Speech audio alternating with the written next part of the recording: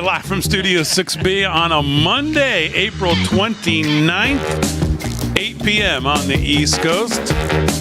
Real America's Voice, glad you're in. Rick Delgado's got some news. David's here. He's got some news as well.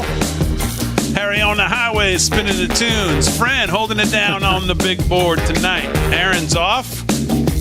We wish Aaron and her family well. Hope everything's all right. We think might have been a death in the family. Oh, that's terrible. So our thoughts and prayers are with Aaron and her family tonight, as they are with everybody in North Carolina tonight. Yeah, that's a crazy situation. Yeah. How are you? I'm good. How are you? I mean, I'm doing good. I had a good weekend, and it wasn't until I went to the bathroom on Sunday morning and I sat down. I got to go back up, and my back goes out. So other than that, it was a great weekend. Getting old sucks. You threw your back out on the toilet? On the toilet. How does that happen? How does that happen? I don't even know. Someone who rides 900 miles a week on a bike. Exactly. All you do is bent over. Exactly. Well, not like that. Jackass. Yeah, but other than that, I had a great weekend. It was nice. I was doing stuff, and all of a sudden, I'm putzing around like old Joe. Yeah. Oh, it was nice today, boy. Nice, man. Today was even awesome. Although it went from about 80 degrees to about 40 degrees in a matter of about 3 hours today. David Zier, how are you? I'm great. Thank you for asking. Hello, everybody. You look looking good. Were you outside today getting in some vitamin D in the sun? I was on the construction site today. Okay. And was outside a little bit. You look good. Ready. And by the way, you smell good. Oh, I don't know what you're wearing. That's my new cologne evening on the subway.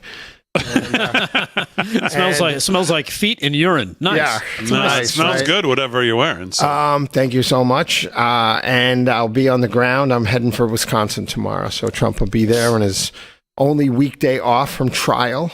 Uh-huh. And now he has 2 rallies. I was going to say he's got 2 in a day, right? I think Steve Gruber will be at the afternoon one or the 6 p.m. one. Michigan. I'll be at the 2 p.m. one.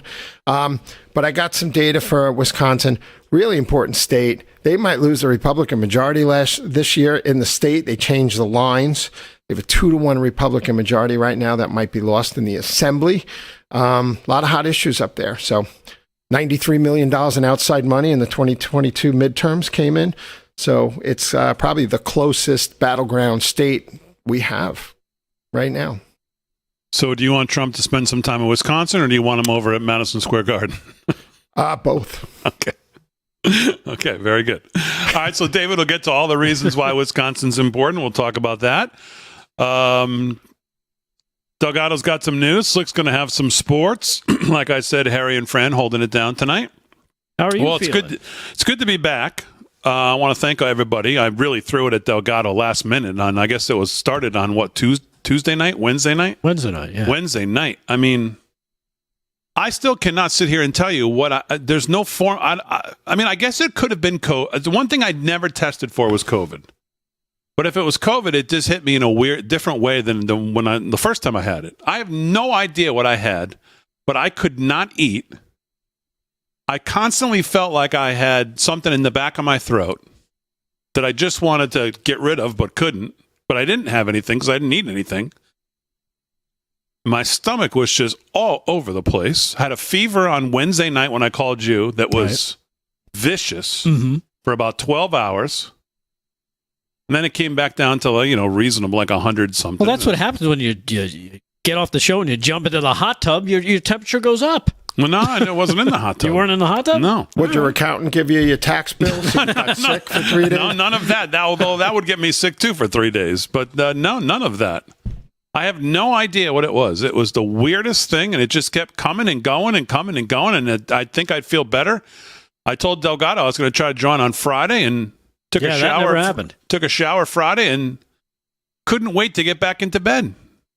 That's crazy. Just brutal. And as I sit here tonight, I can't even say that I'm 100%. My stomach's still out of whack. Although today was as about as normal as the day as I've had.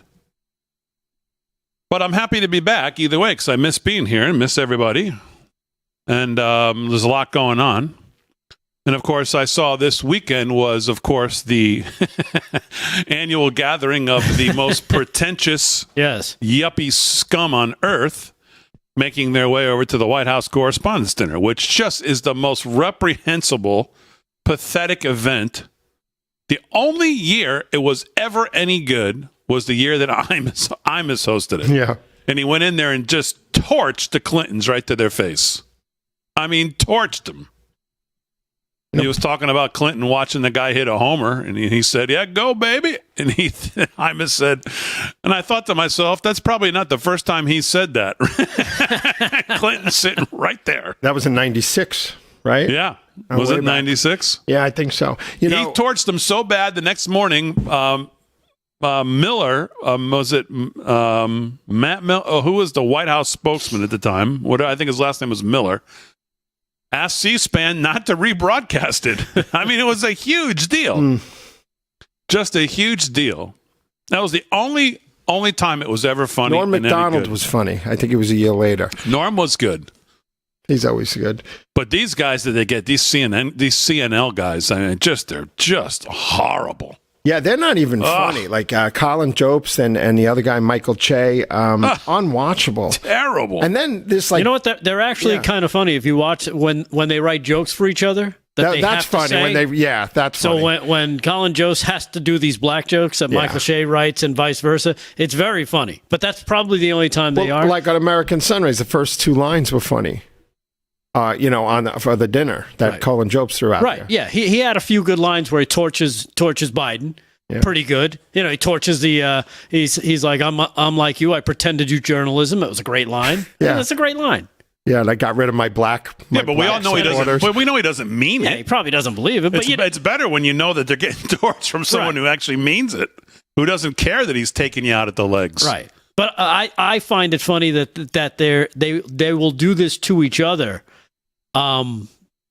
Just because it's funny to hear them actually admit it. Like we do have a couple of clips from him, kind of jabbing at Biden. You want to hear him?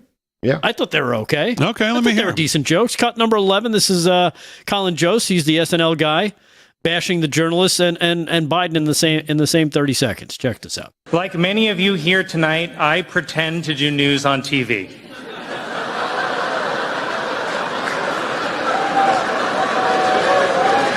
I mean, it's such an easy line. My weekend update co-anchor, Michael Che, was going to join me here tonight, but in solidarity with President Biden, I decided to lose all my black support. Those aren't bad lines. And if he's a lefty saying that in that room, it's kind of tough. You know? Yeah. Well, I don't think Trump ever went to a dinner. Oh, he did. Did he? Yes, he did. When he was president? Yes. Oh, no. Not when he was president. I don't think when he was president. But he's been at the White House Correspondents' Dinner. He was there when, I think it was during the Obama years. He went to one. Because the joke was on him, and I can remember the camera flashing to him, and he was sitting there in his black tie and tuxedo, just staring at the podium. But here's my question. Why is Lara Trump there last night? Yeah, I don't know. That's a good question. What purpose possibly could she have of being there? Would every single person in the room hates you and your family? Why would you go to that? Yeah, that's a head scratcher. Don't know why. Yeah, don't know why. But Colin Jobst, he's such a little weasel. Actually, Clinton called... Yeah, exactly. I miscalled Clinton a pot-smoking weasel in that 96 thing. But, Go watch Imus and watch Colin, whatever his name is. Colin last Jobst name. says... Lame. Yeah, like Daily Beast says, heartfelt farewell or good night speech or whatever, that his grandfather reminds I didn't him even of. bother. Joe Biden reminds him of his grandfather. Ugh. And then he's saying like all the firefighters are racist or something, except for his grandfather was a firefighter who voted for Biden. It's like, okay, the only firefighter on Staten Island that voted for Joe Biden is Colin Jobst's father. But it was so disingenuous. What does he remind you of your grandfather for? Like what? That he's a liar, or that he sniffs little girls, or like, what is it? He takes showers with his daughter? Like, what is it that you admire? Right. They should have, who they should have next year do it? They might as well, because he's already, is Stern. Wasn't Stern my do goodness. it? That Tiny Tim-looking hook-nosed doofus. Oh, my God. God, he sucks. Did you hear him? Yeah, we played that's embarrassing. 2 quick clips. I just heard for the first time earlier today his introduction of Joe Biden, and it's like, oh my God, who is talking? Like, I had no idea. Right, where's the shock jock that we all listen to? That Howard Stern would actually succumb to becoming everything he railed against for decades. Exactly. He's exactly who he said he would never. Who you mean like the establishment? COVID, he's complete establishment. COVID broke that guy's brain, and he'll never recovered. Bought and paid for. Oh my God, that's embarrassing. He's lost every ounce of credibility he ever had. I don't think anybody who actually listens to him today would ever listen to him, 5-6 years ago even. And 5-6 years ago, he was done. Yeah. Happens to a lot. Look at Jim Carrey. Not funny anymore. Jim Carrey's a strange person, though, in that you hear him talk about, he's very big on the vaccine issue. He's not a fan of vaccines. Him and his wife come out strongly on it. He's made it a mission for him. I've heard him as an independent voice on things. I feel like he's more independent. But, again, they tend to lean left. Jost did have a good line about the cocaine at the White House, though. Yeah. He said I left it there. State of the Union or something. He said, you put it to good use at the State of the Union. Cut number 12. Let's hear it. Okay. Everything feels strange now. By a lot of measures, President Biden is having a very successful first term, but people don't seem to realize it. Like with the economy, the vibes are bad, but the numbers say it's strong. The economy is kind of like you on the steps of Air Force One. Oh, that's the wrong one. That's all right. It feels like it's stumbling, but there is somehow upward progress. All right, wrong clip, but that's all right. Oof, that is just rough, man. That's just so lame. My God, it makes your hair hurt how lame that is. You have that clip for later, though? Because I won't ruin it. We could do that. Well, you can play it now, Fran. Play the right one now if you have it. It's also wonderful to be back in Washington. I love being in Washington. The last time I was in D.C., I left my cocaine at the White House. It's so cheese. Luckily, the president was able to put it to good use for his State of the Union. Not a bad one. It's a good job. I mean, it's like a C-. I'm kidding, of course. The president doesn't call it cocaine. He calls it high-speed rail. Another good jab. That's an F. That's another good jab, though. Come on. That's another good jab. The most pretentious bunch of yuppie scum on the planet. Yes, Mr. Scarlett Johansson, everyone. Sitting there talking about how important they are. Ooh, look at us. It's the White House correspondents. Did you see them getting booed on the way in, too? Yeah, that was awesome. I love that. The left eats All right, 13 past the hour, live from Studio 6B, just getting started. We'll do some news. Look at a new poll that's out. Where's Joe Biden rank? Ooh. David Zero will have some news as well. Do it all when we get back right after this.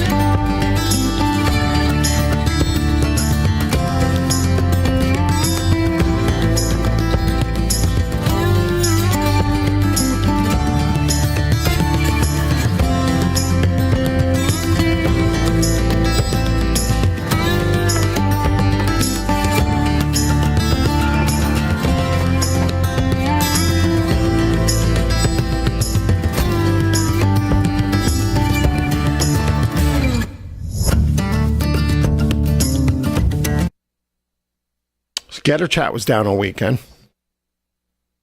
Getter Chat was down? Yeah. I couldn't nothing from my show, Cowboy Logic. Really? Yeah. We live on social media, friend? Yes, we're on Facebook, definitely. Harry's practicing his tune. Harry on the highway, spinning them tunes. But I didn't even mean politically, Rick. Like, these guys they're not funny. Like, even George Carlin in his later days wasn't that funny. Go back and watch. They lose the Go edge. back and watch that whole Imus speech, the Willie Nelson jokes. He torches the Clintons, every one of them. Bill, Hillary, the brother, Roger, every one of them. That was classic. He does the whole opening where he walks up to the podium and all of the documents are there. He does the Whitewater joke. Well, no one could just leave these laying around. Hey, guys, oh, my God. Did you see the article Jerry Seinfeld came out? Comedy is dead. It's gone too woke. No. Really good. I was shocked it came out of him, but he basically said comedians are they got their, arms tied. They don't know what to say. They're getting in trouble. They're getting banned. And comedy's not the way. You're supposed to just be able to go to a comedy club and just say whatever you want and just, laugh. And it shouldn't be political the way it is. I did a whole thing on that on American Sunrise, Harry. I'll find you that. It was a good long article. It came out. It was all over social media today. That's my input. I'm done. Can the people in the chat hear Harry? Oh, okay, good. I'm going to pull up my... Friend made sure of that. Yeah, you can... All right, as long as they can hear Harry. How you feeling, Harry? I'm feeling great. I really am. We got to do a call-in a night. Harry, I talk about, Don Rickles and Dean. Sit up, David. Growing up, how brutal they were on stage and self-deprecating humor and stuff. Oh, which was great. I mean, there was nothing better than that. Yeah. And he referred back to, Happy Days, All in the Family, the Jeffersons. That's comedy, not like we got today. Everybody's paranoid and afraid. Good article. I'm going to look for it. Nipsey Russell on Laughing said, it's hard to make fun of the It's hard to don't make fun of the Italians. It's hard to talk when you have a mouthful of cement. Ruby on YouTube said, yes, you should do a call-in night with Harry. So, yeah, Saturday. I think we're going to do it, right?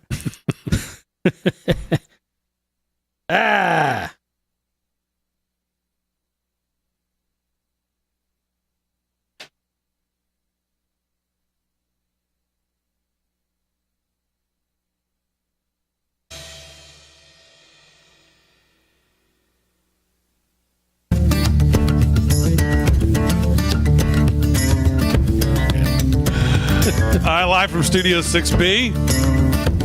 You're just joining us. Guess who's doing audio tonight? That's all right, Harry. On the highway, you'll figure it out in there. Live from Studio 6B, 17 past the hour. Delgado's got some news. David Zier's got some news as well. Harry and Fran holding it down as always. Gallup poll out. I don't know if you guys talked about this. Joe Biden sinks to historically lowest approval average in 13th quarter of its presidency at 38%. And where's this poll coming from? Joe Biden's approval rating average at 38% in the 13th quarter is the lowest of any president recorded. That's from Gallup. Yeah, Gallup. Found on Friday. Biden's terrible approval numbers of his 13th quarter in office, which began on January 20th and ended April 19th, suggest he will have a difficult time winning re-election. Presidents historically need to average around 50% to win re-election. Jimmy Carter is the only other president with a sub 50% average in his 13th quarter. 3 of the 4 prior presidents who had 13th quarter approval averages below 50 lost their re-election bids, with Obama being the exception. Eisenhower 73.2%, Nixon 53.7%, Carter 47.7%, Reagan 54.5%, George H.W. 41.8%, Clinton 53%, G.W. 51%, Obama 45.9%, Trump 46.8%, Biden 38.7%. Ouchie. Dating back to 1945, Biden's most recent quarterly average ranks 277th out of 314 presidential quarters. Kind of like how he graduated in the top of his class. Yeah. So that from Gallup on Friday. So lower than the last 9 presidents, right? Reaffirming what we all know is that this guy sucks, and everybody knows it, and everybody's feeling it. And the economy, as I think we stated on this show sometime last year, that this economy was not going to shape up well heading to November, even though people thought last year that, things were going to maybe get better this year. Rates were going to come down. Inflation was going to come down. Well, inflation has come down, but not to 2%. And now it looks like it's ticked back up. Fed's all of a sudden taking all the rate cuts off the board. Maybe we get one this year. Biden all as much has said it we're going to. Of course, he's going to pressure the Fed like hell, I'm sure, to give him one before November. Because nothing about this economy, in the way he's handled it and what they've done, and the plan. I put a big post out I tagged Jason Miller and President Trump. Nothing on these proposals, raising the corporate capital gains tax, raising the just the whole the tax increases if he wins are going to be they're going to so be astronomical to every single. Don't let me hear this 400,000 number baloney, nonsense baloney. People are going to get destroyed more than they already are in all of their. And this is why I keep railing on 401ks and IRAs. If you have money sitting in 401ks and IRAs, the government is the general partner. You're the limited partner in that. And they're going to tell you how much you're going to keep. And if he wins, you're going to keep about 10% of it, maybe 20 if you're lucky, because they're going to raise taxes in this country like we haven't seen since the 40s. They'll put them at 70, 80% if they can, especially if you are the wealthy, because they'll be coming after you. Very true. You know, Damon, it reminds me. So today I had a few experiences that are relative to the economy. My daughter's home from college, right? She's a 4.0 student. She's great personality. Shout out to my wife and daughter, by the way. They said, you won't even say hi to us tonight. So hello, everybody. I love you. She put in like 27 job applications before coming home from school. College kids aren't even coming home yet. They're just starting to. Got a jump start. Not one call back from anybody. Even for restaurant positions, never mind what she wants to major in. Where she's going to school, she put him in, or here? No, here, and coming home to New York for the summer. She got out early. There's nobody hiring. Yeah. And, it's that story, like when I'm around the country in the Ubers, they're all working full-time jobs during the day and doing Uber at night. They're factory workers, they're accountants, they're bookkeeper, whatever. They're not like, I work at Friendly's or Burger King during the day and I'm doing this at night. Right. These people have real jobs during the day. So I think the baby boomers and others are eating up these open part-time jobs, and then no one else is hiring. So one more quick thing. I went to go buy a pool filter today for $300 because they're like $2,000 new. A guy was selling one on Facebook Marketplace. I go to his house, and he's like a construction worker, really nice guy. And he said to me, I used to spend $50 to $120 a week on food. Now I spend $200. No matter what I do. And it reminded me, I was at the supermarket yesterday, one box of vegetables, some olive oil, and some ham, $71. Ooh. And it was like just unbelievable. And I know everyone has the same story, but yeah, well, that's the point. Everybody does have the same story. You can't get into Costco and out of Costco for under $3. No. If you're shopping for the week, you can't get in and out of Stop and Shop for under $2. Right. You can't get food in the house for the week if you've a family of 4 and 2 hungry kids. 2 beans for under $400 or $500 a week. Facts. Almost. Facts. It used to be a month. That used to be the month. Now it's a week. It's facts. That's so how I think crazy inflation is double when you really work it out. Crazy. It is Crazy. It is way more than they're telling us. It's like those when we played from CNBC on Friday. Rick Santelli saying, "Oh wow, the jobs numbers are 212,000 again." That seems to be 5 months in a row of the same number. He pointed out. Yeah. It's like I feel like we can't trust what the government is telling us. I love him. He's by the not way. wrong. Santelli knows. Yeah. That it's all a bunch of nonsense. Yeah. All of it. The whole CPI basket, the whole DXY, the dollar. Everybody telling us the dollar's strong. Well, look at the basket of currencies. It's weighed against. Of course, it's strong, but it's not strong. But it's strong compared to what we're comparing it to. Look at what's going on in the Bank of Japan right now. Look at what's happening with their currency. They had to step in finally. Really? Hit the lowest it's been against the dollar, and I think in ever. 160 or something like that it hit. Against the dollar. Yeah.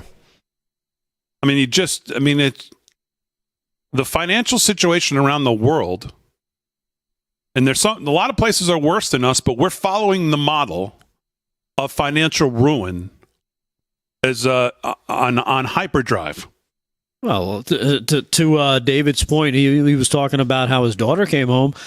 My cousin's son, he graduated NYU 4 or 5 years ago for gaming, programming and creating games. Phenomenal, smart kid. Brilliant kid. Graduated NYU. Can't find a job. He's waiting tables at a restaurant in Brooklyn. Other cousin, the other kid, he graduated Rutgers last year. Business. Couldn't find a job. Yeah. Finally had to go work with his dad. Not exactly what he wanted to do, but at least he's working. And then their other son just graduated from Georgetown. Who knows what he's going to run into? Yeah. So, well, this is exactly what we're starting to go through as a family now. Is we're looking at these colleges and we're looking at these degrees and we're looking at, well, if your kids don't know, laser focused on what they're going to do, and they need to go get that, you're going to be a teacher. Okay, fine. You know what you need to do. You're going to be a lawyer, a doctor, but if you're like, I might go into marketing, I might go. Right. Why would you go? Why are you going to go spend $60,000 a year to go to Villanova when you could go do your first 2 years at the local state college or community college, get the same credits that are going to carry over to Villanova in years 3 and 4? Then decide what you want to do.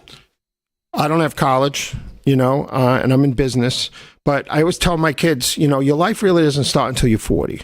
You start, you become important to people in different ways. You have a niche, and things come full circle. So you got to be patient. That's what's going on today. It's a different world. Okay. Slickster, how you doing? I'm doing good, Big D. I've had better weekends, but I'm doing good. Why is that, Slick? you hurt your back too? Hurt my back. On the toilet? Hurt your back, hurt your I hurt TV. my soul yesterday during that Sixers game. We'll talk about sports and news. It's all coming up live from Studio 6B. 3-1. That's a tough deficit. That's a dead deficit. All right, we're back after this. Come on, Slick. What's up, Slick? What's up, man? There he is. Change songs in the middle of the outro.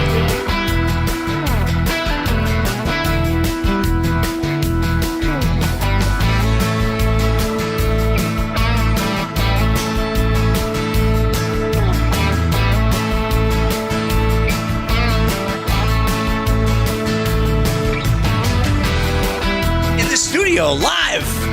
Come on. Harry, did you just mix two songs together there going out? You started with one and changed it, didn't you? He did one of those slam mixes. I did because it was coming to an ending. Oh, I'm like, uh-oh. You had it playing for like 5 minutes? Try to start them at the beginning. Harry. I don't know. I like going to my YouTube and I just know where it's going to be. But I'm not doing that. So. Can't do that. We'll get a copyright strike. I get Harry it. goes I get to the it. YouTube. Calm down. Pick out his music. Oh, Bernie Sanders was such an ass yesterday. Yesterday. Hey, I see our boy yesterday. was in town, Lombardi's. Kennedy. Yeah, I couldn't left go. his freaking signs all over the place. All over the meetings. Robert F. Kennedy. A few hundred people came out. Yeah. There was I drove by earlier because I had to be in town. I went to a thing for autism kids in the south part of the Holbrook, and I'm going through and I see all these people handing flyers. I'm like, oh, I wanted to go and get interviews, but I couldn't. I had business. Yeah. There would have been good opportunity there. I know. Business on Sunday, huh? You're a busy guy. Ugh, crazy. Yeah, but they I was with all your friends. 200 people showed up, David? Is that how many hundred people I heard. came? I'm waiting to talk to our guy Lombardi. I'm going to talk to him later. I saw Garbarino yesterday. I had a nice conversation with him for about 10 minutes. Yeah, is he coming out against Trump again? I had shaken him upside down for his money. That's what I'm in there for. I'm just trying to get money for my town. I didn't get into Trump with him. I should have, but I didn't. You don't want to put these guys on guard when they're holding $3 million for you, for your organization. Not for me personally. I know. He voted for the J6 committee. He's a little weasel. I know. Listen, my wife's like, you should say something. I'm going to say something. See, You can't say anything. Just get the money. I'm not that guy. Yeah, You can't. I'll bring gotta Big D know- with me. You got to walked in know. here. I'll happily say something. I walked in. Big D's talking about taxes. I'm ready to hang myself. I didn't even get in the door yet. Well, if you're representing businesses that are going to benefit from the sewer district, you can't. Exactly. Just like I can't go into the towns You and gotta raise take your hell, personal- about politics. your But I'm personal trying to stuff get out. someone a permit. Yeah. Why not? It's not the place and time. Delgado, you don't. What are you? Come on. Throw your weight around. You're David Zier. I do. Hey, Delgado. David Hey, Zier. No, if want a pizza if they delivery? want to engage me, Yeah, Delgado's. I got a DiGiorno for you, pal. I got it coming. pizza sometimes delivery on dial 3. anchovies. Sometimes I give them. You shouldn't be working with the public speech though. when Yeah, they're well, a lot arrogant. of these guys don't belong in the public sector. That's the problem. No. And they can't get a job in the real world, so they're working for the town. Oh, sure. They're appointed because Only their father some, worked only for the some, company. only Always, some. I know. Telling the truth. Yeah.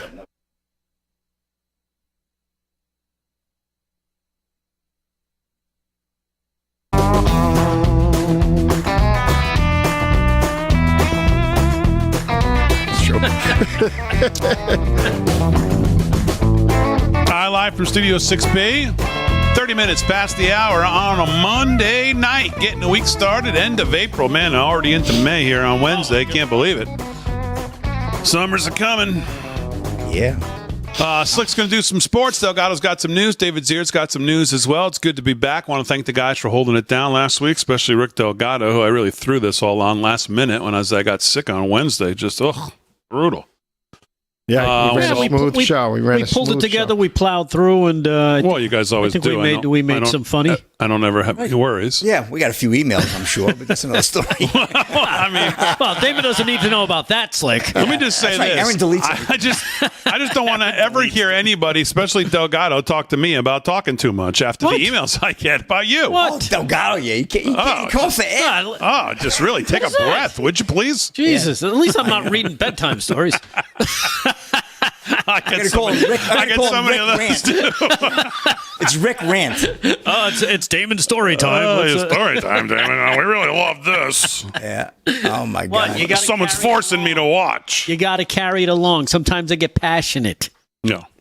Oh, it's good. Oh, man. All right, let's do, what are we doing here? Well, let's do sports. It's Slick's here. We'll go in order that we normally do. No, you're not ready? I'm ready. He just doesn't want to talk about it. We can skip sports tonight. Let's get a recap of the NBA playoffs. Well, we'll give you what's currently going on tonight, yes. Let's talk about some of the other series. That's History Channel. Let's talk about the New York Knickerbockers. Yeah, that Jalen Brunson, man. He's a special kid, man. He is unbelievable. So, all right, let's do sports with Slick. Sports is brought to you by Mike Lindell and MyPillow.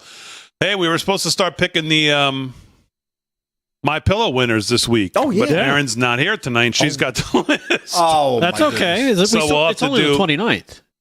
Right. Right. Well, we were just going to do two. We were going to do two a night this week, 5 nights. So we'll have to do 4 tomorrow night if Erin's back or whatever it is. So okay. But we'll get that done this week.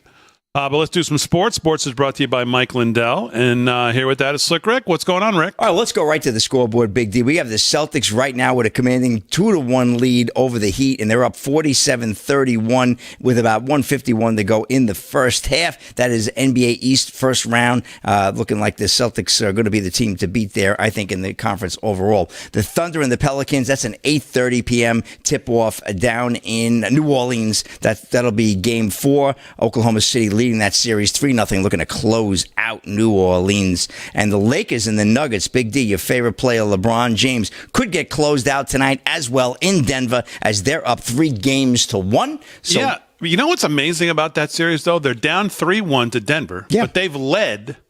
If you look at, they've led by double digits in every single game. Yes. They've led 80% of the minutes, 40 minutes a game.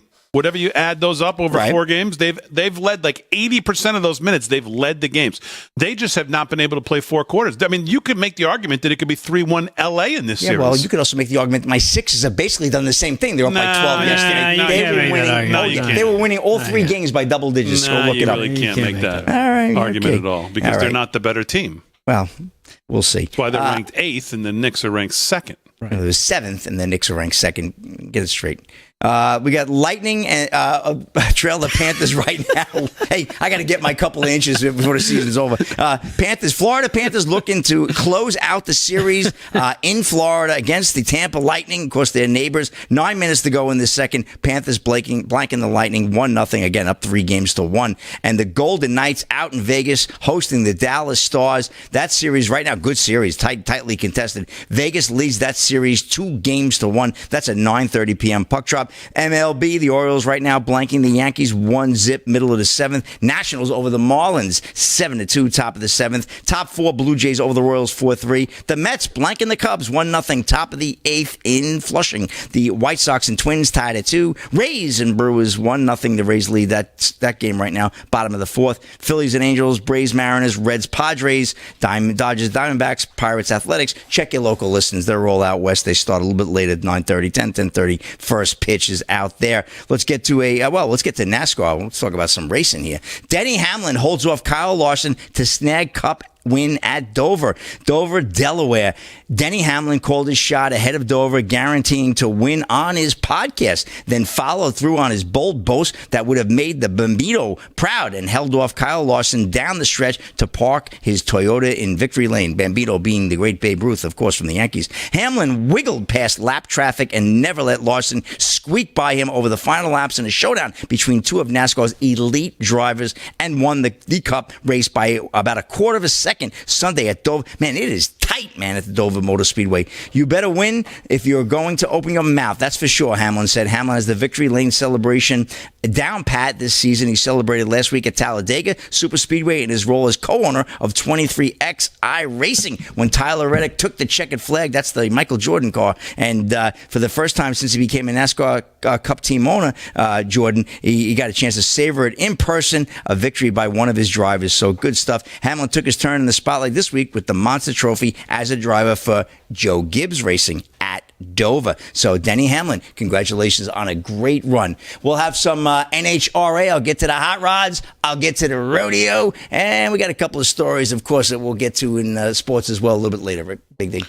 All right, Slick. Very good. Sports is brought to you by Mike Lindell and MyPillow. Use our code LFS6B if you're going to shop there. We'll have to come up with a new promo for May. I don't know what it's going to be, but we'll figure that out in the next couple of days before Wednesday.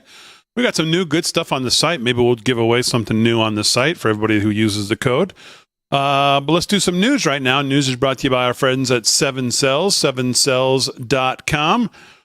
Rick Delgado's got it. What's going on? All right, Damon. Well, you were talking about poll numbers that came out Friday. Well, CNN had their own poll come out over the weekend, and the numbers were just as bad as what you saw on Friday. And they even put it up on their airways so people could see exactly what's coming. I feel that they're getting the high sign. It's okay to take them out. Now, cut number 2, check this out, the new CNN poll. Our new poll, which was conducted by SSRS, finds Trump is leading Biden, who has ample work to do with his base and with independent voters who are breaking to his GOP rival. In a head-to-head race, 49% of voters say they'd pick Trump for president, compared to 43% for Biden. That's a 9-point Trump advantage with independent voters. And add in third-party candidates, and Trump's lead jumps even more. RFK gets 42% to Biden's 33%, and Robert F. Kennedy Jr. gets 16% of the vote. Our poll also underscores the challenges of incumbency, and that voters, 4 years later, have a better view of Trump's presidency compared to Biden's. 55% say Trump's time in office was a success, with only 39% saying the same about Biden's presidency. Yeah, so there you have it. Some uncomfortable real-world numbers coming out from CNN regarding the Biden presidency versus the Trump presidency. Yeah, Rick, did you say, Damon, did you say that Biden had a 38% approval rating before? That's what it said, yeah. Right. And my friend Larry just texted me from Florida. He said, who the hell is that 38%? I like to talk to them. Same thing in those numbers, too. That's a good point. Same thing in those numbers. 39% say successful. What 39% is that? The Hamas caucus out in front of Columbia? Those are the ones who think it is, maybe? Syndrome. And I love how he says he's got some shoring up to do with his base. Who is Biden's base at this point? Again, is it the Hamas caucus out in front of Columbia? Is it, who is it? Because most of his base is out there on the Marxist communist side of town, and he's not out there. He's trying to get out there with them, but even he can't get out with most of where this party is at this point. Yeah, it's pretty crazy out there. Turning things towards the state of New York, I don't know if you probably saw this over the weekend. District Attorney, the DA, she calls herself, Sandra Doorley, fled from police because they were trying to pull her over for speeding. As a matter of fact, things didn't go well because now that camera footage from the police officer has been revealed, and here it is, cut number 3. Check it out for yourself. Didn't stop at all. Did you not hear my lights or sirens or anything? No, I didn't actually. I was on the phone. Okay. Well, you're not supposed to be on the phone while you're driving either. Yes, I am with the hands-free. Absolutely. Okay. Now Why she's are you so calling upset his at me? boss. I'm doing my job. You just admitted to me that you were going 55 and a 35 on Phillips Road. Can you please tell him to leave me alone? She should be fired immediately. Officer Christopher. Can you stay over here, ma'am? This is a legal traffic stop. Do you have your ID? No, it's in my purse. Here. You have your purse right there. No, this is my lunch. Would you talk to Dennis? I'm the one who prosecutes it, okay? Just go ahead and do it. Go ahead. You know what I've been dealing with all day? 3 murders in the city. And do you think I really care if I was going 20 miles over the speed limit? Okay, I'm just doing my job. If you pulled over when you saw my lights, which obviously you did. I thought you were going somewhere else because I thought no one would ever pull a black SUV if you ran my plates. I didn't run your plate. I just called your plate out. And then I'm following you because you're not stopping. All right, bye. Hi. Bye. I'll talk to Jeff. Should have dragged her out. I didn't want to pull over on Phillips Road. It was just, I figured I'd just pull into my driveway. Okay. Well, and I called Dennis and I said, that's me that they're trying to stop.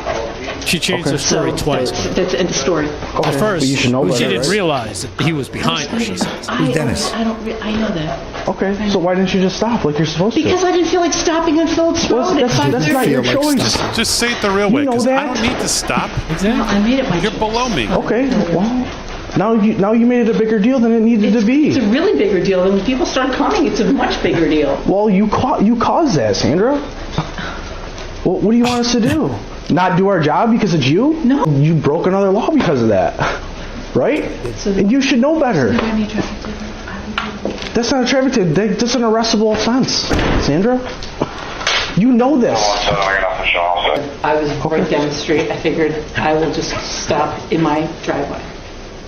That's what I figured. I thought it would be easier. Oh my god!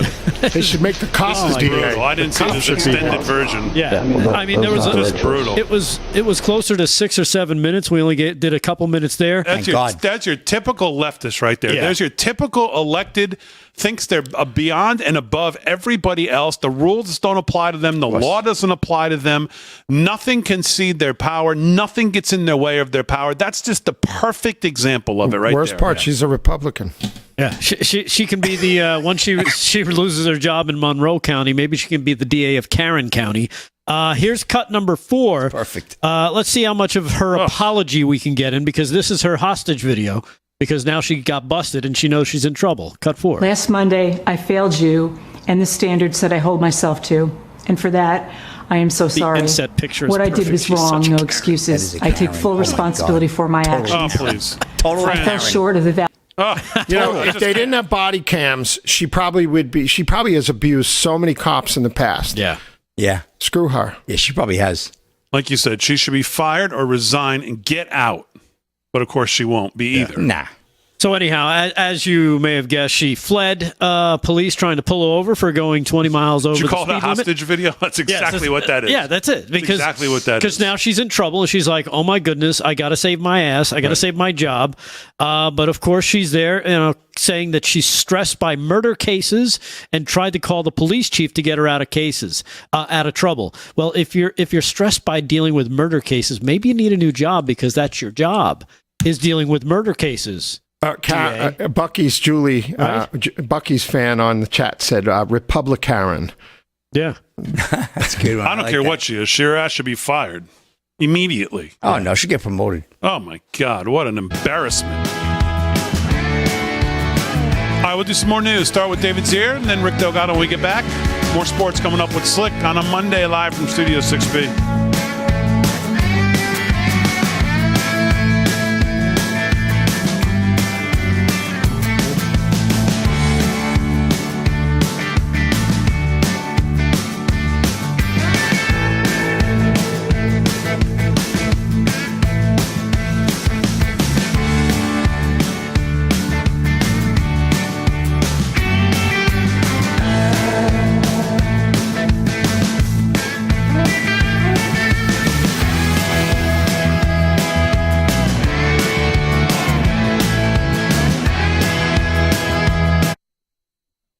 Well, that should be his vice president.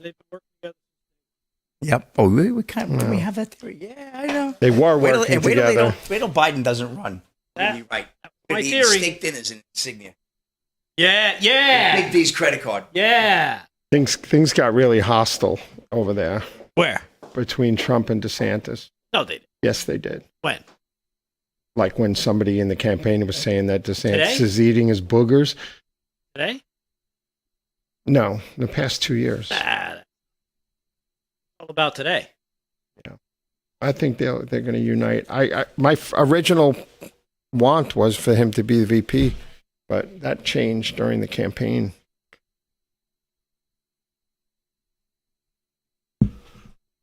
Still could happen. You know, somebody brought up an interesting candidate. Never heard mentioned. Devin. Yeah, people have talked about I never him. even thought of him. Yeah. Why Yeah. not? Tulsi Gabbard? Yeah, could be. No. You may Devin gun would to my be head great. right now. Tulsi Gabbard? Nope. Unfortunately, that's who I think. No. Hate to say it. Really? I think she's right up there. She is up there, but I don't have any inside info. But she's up there. Devin was being considered. Tulsi Gabbard? Really? That was like one of my outside guesses, but I was like, she's pretty, though. Let's hope not. Yeah. At least we know it won't be Kristi Noem now, hopefully. No, the dog killer? Oh, please. Enough with her. I like her. I got a story. It's life on the ranch. That dog was killing all the chickens. He Kentucky was Derby. going after everybody. Come on. What do we got? Kentucky Derby. We got a silver cup What is that? from Lomax. Classic. 150th anniversary. Nice. Lomax. The hell's he from? Shelbyville, Kentucky. Oh, he's right there. Kentucky Derby. And the 2 tickets in there, I'm not telling you about those. He had 2 tickets.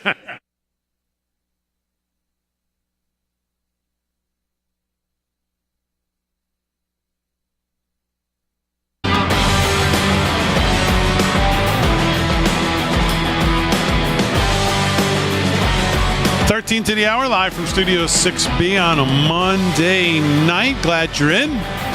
Slick Rick's doing do some sports. What do you got there, Slick, in front of you? I got a gift from one of our viewers, Lomax, for the Kentucky Derby, which, by the way, is at 7 p.m. this Saturday, Big D. Kentucky Derby, Churchill Downs. Come on. First weekend in May, Look out, run here we for go. the roses. The run for 150th Kentucky Derby. So I got a commemorative tin cup sent from my friend in Lomax from Shelbyville, Kentucky. Where did he stuff the 2 tickets for me? Well, I didn't tell you about that.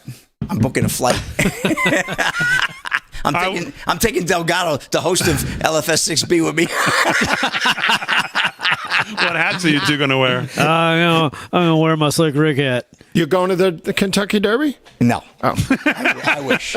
Dude, he won't even go to Philadelphia to watch his Sixers lose a basketball game. No, What makes you think he's I going to go told to Slick Kentucky? if the Cowboys made the Super Bowl, I would take him to Jerry's World, and he wouldn't even commit to doing that. I would go. What are you talking about? I would go to. Or it was in Vegas actually. Yeah, it's not in Jerry's World. It hasn't been in Jerry's in World Vegas, since yeah. 2000. I just want a mint I said, julep. let's go.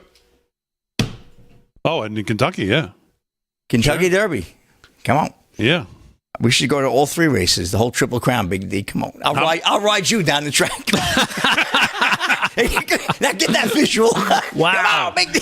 Come on. Oh, that's Come on, mean. fat ass, Delgado looks get more like a moving. jockey than I do, but Well, you're always jockeying for something, so. exactly, that's the truth. All right, Slick, very good. We'll do some more sports. We'll do some more news, but let's start with we'll do some news in this segment with the host of Breaking Point, 8 a.m. Saturday mornings, and that would be one Mr. David Zier, who's headed out to Wisconsin for the Trump rally on a Wednesday afternoon. Yeah. That's the first one of 2 that we'll be covering right here on Real America's Voice. And, of course, Michigan on Wednesday night. President's slated to start speaking in Michigan around 6, so if he's on time, shouldn't creep too much into us at 8 o'clock. But if he's a little late, it might creep a little bit into us on Wednesday night at 8. But that'll be what's going on. Mr. Zier, what's up with you? A lot going on in Wisconsin, you know. It's probably the most important, if not the closest, battleground state out there. So many dynamics, but in Wilmington, you know, the rally was canceled. I didn't get a chance to ask, you know, any officials like I promised I would about what's their strategy on the ground going forward. Very important stuff. Trump is doing well in many areas, but now the Republicans are going to have tens of thousands of people on the ground. They began one of like 8 training sessions, I think, in Wisconsin, to get people to be poll watchers, to get educated on election law and stuff like that. It could help a little bit. But what's going on in Wisconsin is you have all the congressmen, I think there's 9 congressmen in Wisconsin, all of them voted for the continuing resolution, or to suspend the rules on the spending. You don't have a real big MAGA contingent. You do have Derek Van Orden, who's a big Trumper, Navy SEAL, but voted for the warrantless FISA. So I don't know what his reasons. Hopefully I can catch up with him and ask him that on the ground. So it should be really exciting. But these midterm elections in Wisconsin in 2022, outside groups spent $93 million on governor, lieutenant governor, attorney general, secretary of state, and treasurer. Washington Examiner has a great breakdown on this. You've got a purple state here. But one of the things going on in Wisconsin, which is really crazy, and this has happened in Pennsylvania already, where the assembly was taken over by the Democrats at the state level. It's 64-35 in the state assembly, the Republican majority in Wisconsin, and a 22-10 majority in the state Senate.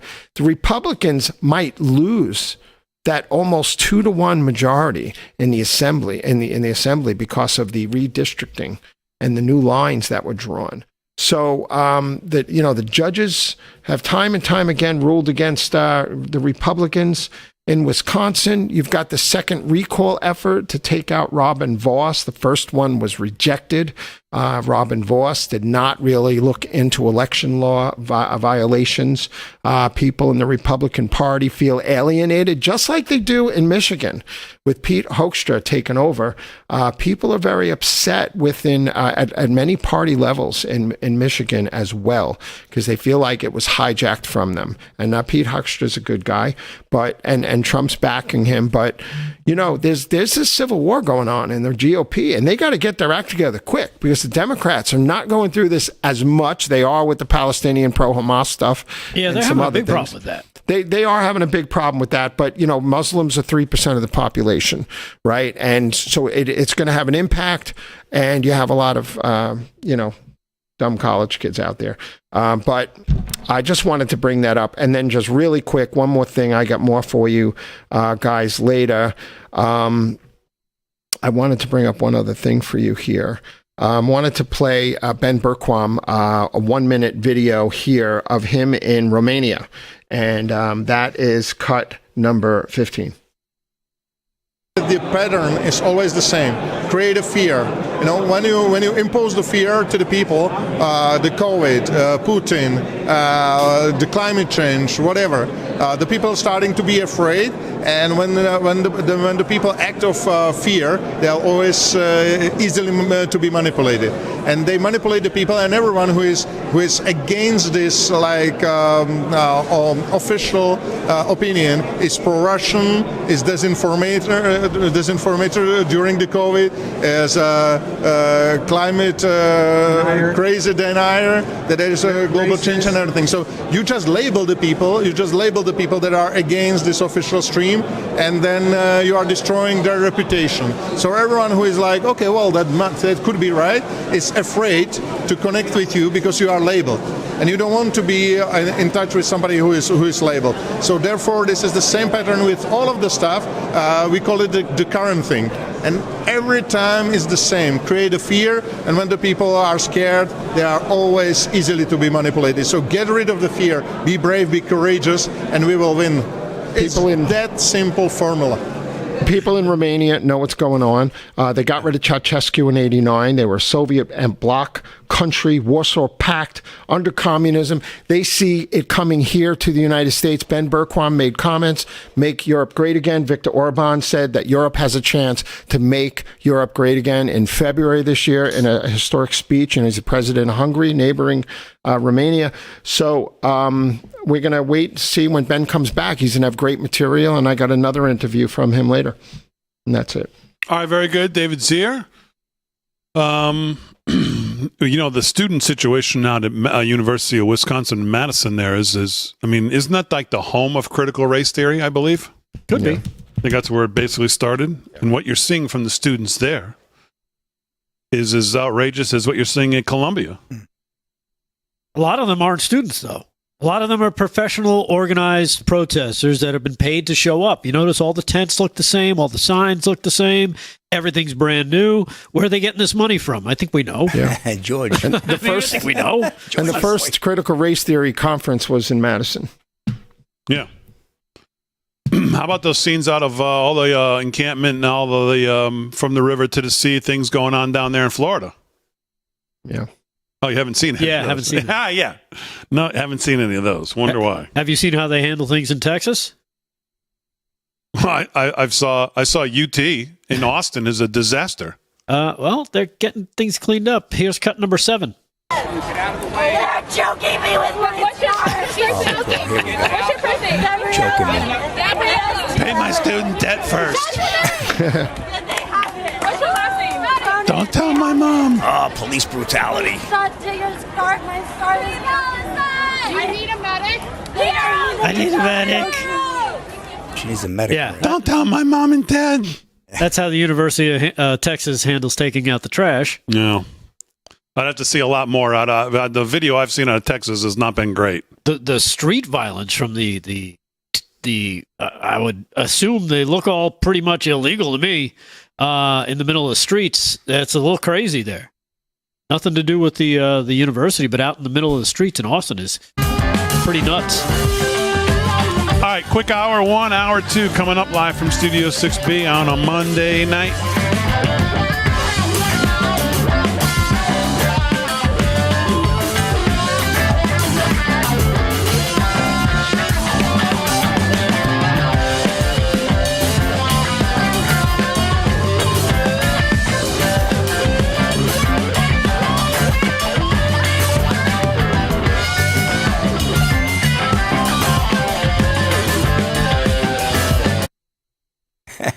He's not playing any regular music, any real music.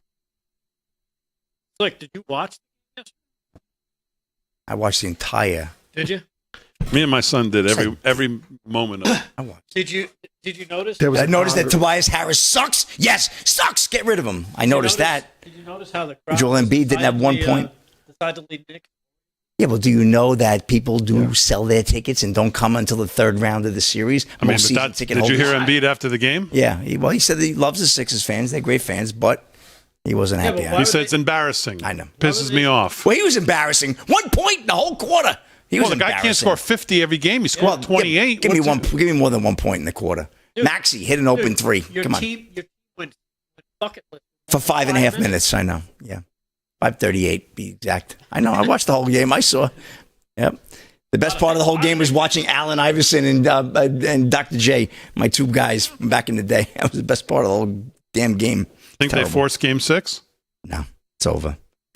You know why? The Knicks want it more. They don't. The Knicks. Listen, let's be honest. Knicks are going nowhere. Brunson is like Iverson. He will burn out by round 3. Yes, I'll bet you your ranch. Okay, they're not. The Knicks are not going all the way. Rangers got a chance. Knicks have not got a chance. 0. Brunson. You don't think the Knicks can beat the Bucks or the Pacers next? No. I'm third round. Boston.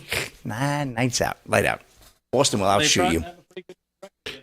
Madison is like the worst. They will not beat Boston. Communist headquarters. They will not beat Boston. Who called it Commie Madison. That kid will not be alive in the third round. Brunson, he won't make the third round. No. He's a small guy, and he's not going to make it. Just like Iverson, they die. These guys die like dogs, I'm telling you. It's like laundry when you leave it out too long after it's wet. No, these guys aren't going to make it. Forget Brunson. What did you just say? Brunson burnout. You know the Brunson burners in high school? Yeah, the Brunson burners. Burnout. It's going to be the Brunson burner. It was a Bunsen burner. Bunsen, I know. That's funny. No relations to Thurman Munson, the late great. He's my hero. It's a nice cup, 150th. Let's get that right up there. Who sent that to you? Lomax from Kentucky, baby, my man. He watches the show every night, him and his wife. Where is he on the chat? He's not on Facebook. I'm sure he's not on Facebook. What platform does he watch it on? Yeah. Who knows? Where's Delgado going to blow his socks in the heater?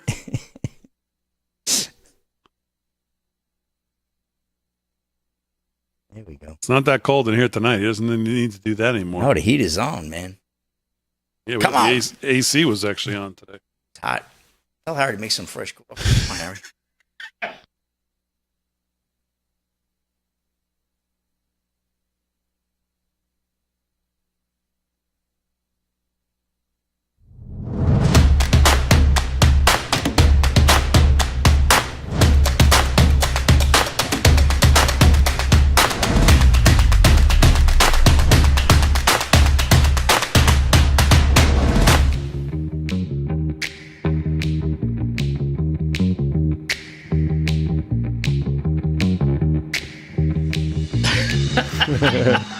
All right, hour 2 live from Studio 6B on a Monday night. Slick's doing sports. Delgado, Zier have the news. Friends holding it down. Harry on the highway. Harry's doing whatever Harry's doing. Making coffee. Friends not only directing the show, but he's also directing the audio with multiple audio cues for Harry on the highway in there. Aaron's off tonight. God, please don't be off. We noticed. Tomorrow. Please come back. Come on, the great Harry Oates is in The great house. Harry Oates is correct. Taking your calls. First time, long time. Harry will be taking your calls at some point. We're going to do that this week, Harry, I guess. Maybe we shoot for Wednesday. Well, here's the problem with me on Wednesday. Wednesday is the rally. Maybe we'll do.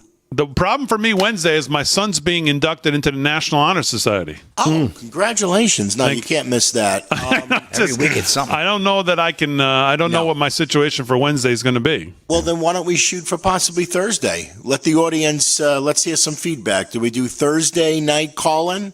Not on my cell, on the 1-800 number Damon's going to put up. Okay. Please. Well, let's just decide. Let's just do Thursday. Just do Thursday. I mean, I'm good. I'd Thursday rather night. hear from the audience. But And then Thursday's maybe good what for me. we'll do is like we did last time in Hear the from him on commercial Thursday. breaks. If we can set it up in the commercial breaks, we'll take some of the calls on air. Okay. That'd be great. That'd be awesome. You'll screen them, Harry. Mm-hmm. And then if you like one, if there's somebody that's funny or good, then we'll take it when we We'll should we push take it some through. on air, Yeah. or we can't take that chance. First person in New York accent I gets know a lot of $100 the gift people card. that call, if it's the regulars, and there are a lot that we could take.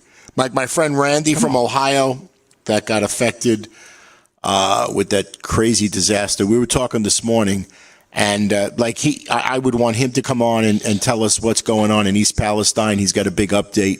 There's towns in an uproar. And so there's certain people that I think we can push through. Okay, but we'll definitely take some in the 3-minute breaks. Absolutely. Oh, that sounds like fun. Yeah. Okay, Thursday it Calls is. from Kim Jong-un. We'll direct dial him. Okay. All right, so there you go. Thursday will be the night. So get all your UFO stories or whatever together for Delgado. Yeah. And, we'll take some calls on Thursday night. Nice. And then during the break, we'll actually really take the calls here on set. And that'll go out to Facebook, YouTube, X, Rumble. Rumble. Yeah, Kick. Kick, too? Wow. A lot of platforms. Yeah, all 3 people over We're out there will there. get to see him, and so it'll be good. Hey, we got 30 people on each platform. Nice. That's not true, Slick. Don't be a hater of the numbers. The numbers are good. Come on. People keep hitting the... there's 1,150 people on X right now. Yeah, getters are almost at 10,000 already. So, yeah. So we'll do that on Thursday with Harry on the highway taking your calls. 10,000. You're right, David. How about Nicole Wall? Here's the media is going to get so desperate as we get in closer to this thing. Nicole Wallace tonight on MSNBC.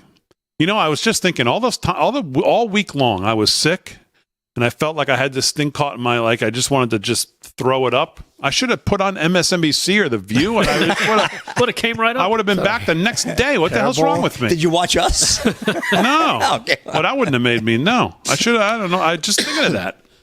Like I could have watched Nicole Wallace say that depending on what happens in November, I might not be sitting here, she said. There may not be a White House Correspondents' Dinner or a free press. Oh, my goodness. Oh, yes. Oh, the hyperbole. Not a joke, folks. Yes. And here she is. You want to actually hear it for yourself? Of course. This is what we're going to start to hear more and more of here as we get closer to the. Let me just make sure my sound is right here, Fran. Yep. This is what we're going to hear more of. Let's hear this. I've seen that toast a bunch of times. Oh, yes. But it landed very differently this year. Because depending on what happens in November, 7 months from right now, this time next year, I might not be sitting here. There might not be a White House Correspondents' Dinner or a free press. Oh. While our democracy What? wouldn't exactly fall apart immediately without it, the real threat looms larger. A candidate with outward disdain, not just for a free press, but for all of our freedoms, only and for the rule of law itself. Yeah, if she's talking about the incumbent, I'd say, yeah, she's probably about right. But no, she's talking about the challenger, and she's delusional. Sounds like an ex-girlfriend having a meltdown. Yeah, exactly. My boyfriend, he don't love me anymore, and I don't love his mother anymore. You know, we have this comment from Iris on Rumble. This Zionist talking points you guys are pushing no longer work. Trump orchestrated this war to continue these wars now, and also pushing vaccines. And Laura Trump attended Biden dinner and David Z, whatever that means. So Keel Rutten, Iris, you may want to limit your trips to Bernie's Magic Mushroom Farm in Vermont. Well, I agree with the part on the Lara Trump on the going to the White House Correspondents' Dinner. I have no idea why she's there. Yeah. Well, listen. Trump on the vaccines, it's hard to argue against that part, too, because he thinks they're great. So, I mean, it's just, again, you don't have to agree with everything. I mean, these people who can't find any fault with the former president, I mean, there's... Well, she's saying Zionist talking points. That's what I'm offended by. Well, I don't... Yeah, that part, I don't... Another Jew hater. Sorry. Yeah, so the other stuff, maybe there's a point. You're right, but no. But getting back to the media, they're going to get desperate like this, and you're going to continue to hear about the real threat to democracy being the challenger, and of course, the real threat is already in office. And he shows it each and every day as we get to learn more about these cases against the former president, the communication with the White. Anybody who thinks at this point that the White House hasn't had not one hand, but both hands and all feet. What's the old song there? Jump, put 1 foot in, take 1 foot. They are all feet in and all arms in on all of these things dealing with Trump. They have orchestrated it. They've met about it. They've had the meetings. They've put the meetings together. They've put it all in motion. They have followed up with these late night calls to Fani Willis saying, you got to get back. We got to have I mean, come on. Right? Yeah. Definitely. I mean, this is not even it's not even debatable anymore with some of the emails that Julie Kelly has, the great work that Julie Kelly has done, which no one else seems to want to do. Getting some of these emails that show all these meetings going out the White House with, just happens to be a key figure in all of this. What do you know?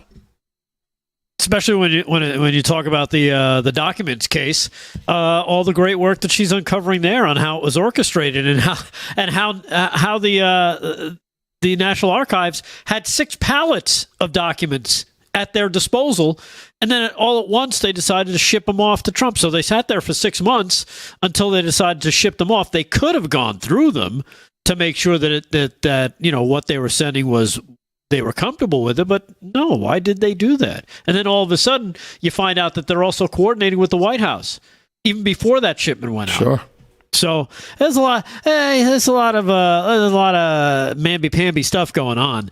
But you were talking about the Nicole Wallace, of course. She's breaking down about how she might not even be here next year if a certain person wins. Here's Tucker Carlson. I got a clip of him talking about how, let's face it, the intel agencies, we talked about how they control the media. He goes right at it here on cut number 9. Here's Tucker talking about the intel agencies and the propaganda they use through the media. No one wants to hear it. I'm sure most people won't believe it, but I can tell you, having lived it for many years, it's true. The intel agencies have a big effect on what is broadcast on television and what you see on Facebook and Google as well. I mean, they're all up and down Facebook and Google, as I'm sure you know. And, there are a lot of anchors who, including people I know well and have worked with, at different networks. I'm thinking of one in particular, a national security reporter who was just a mouthpiece for the Pentagon and the CIA and is knowingly telling lies on their behalf. That's very, very common, very common. And I can think of a number of people at CNN who I know for a fact are doing that exact thing. And so, I mean, they're reading government propaganda from the intel agencies knowingly. And I'm sure they've got some internal rationale that allows them to get up in the morning and face themselves despite having done something that dishonest. But I'm just telling you, bottom line, I know that is true. I'm not speculating at all.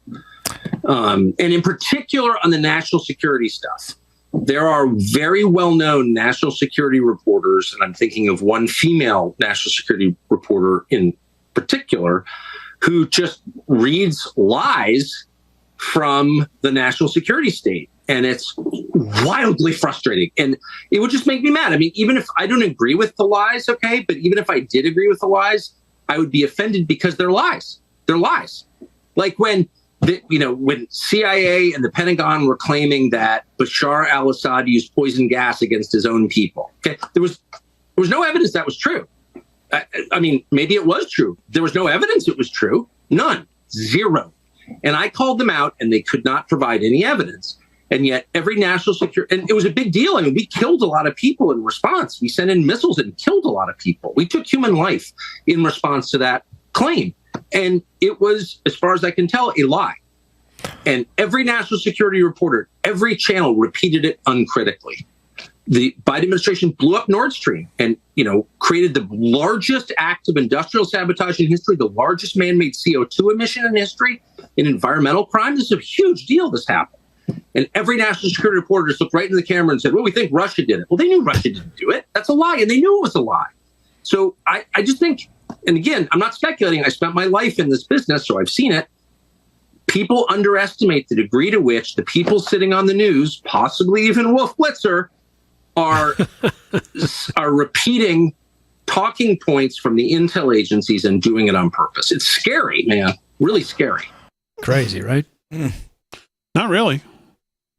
It's not as crazy to me as what we've heard recent weeks about the fact that some of us have been wondering why all of these congressmen and congresswomen are voting the way they're voting and doing some of the things they're doing. And some of the stories you've been hearing is that all these same people, they're basically just saying, hey, you're going to, we know stuff about you and you're going to do this.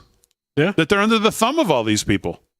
I read that Bernie Sanders story. Did you hear about that crazy Bernie Sanders rape allegation like 30 years ago? It was insane. Did that happen last week when I was out? I think so, yeah.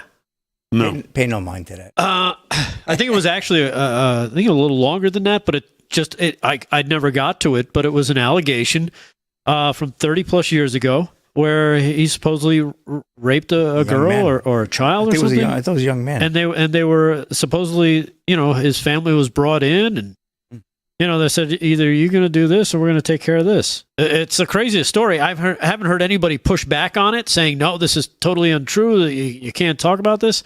It's the nuttiest stuff.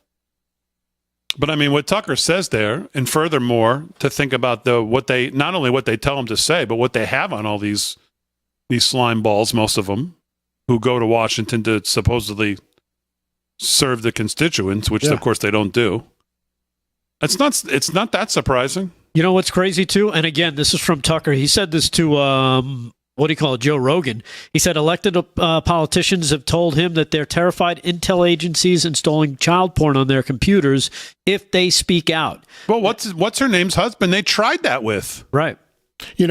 There's been over 100 reports of chemical attacks on people since 2013 in Syria. So I don't know what Tucker's talking about there. All right, we're back right after this.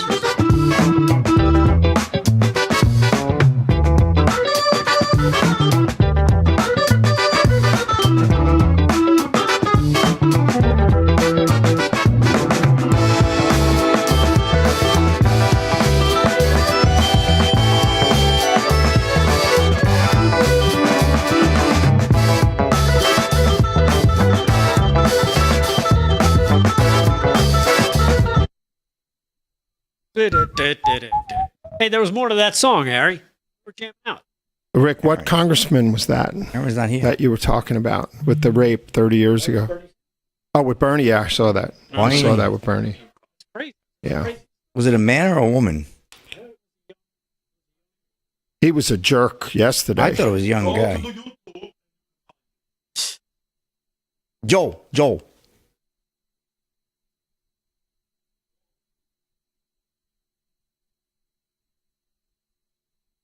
Yeah. I had something about him today and I forgot to write it down. Shit. He said something really stupid. Today? Yeah, and it was a man with the Bernie Sanders thing. It was a man. Yeah. See? He was a boy. He was corn. Yeah, we are. I love that. Yeah. Great fun for the kids. We should have a tournament. There you go.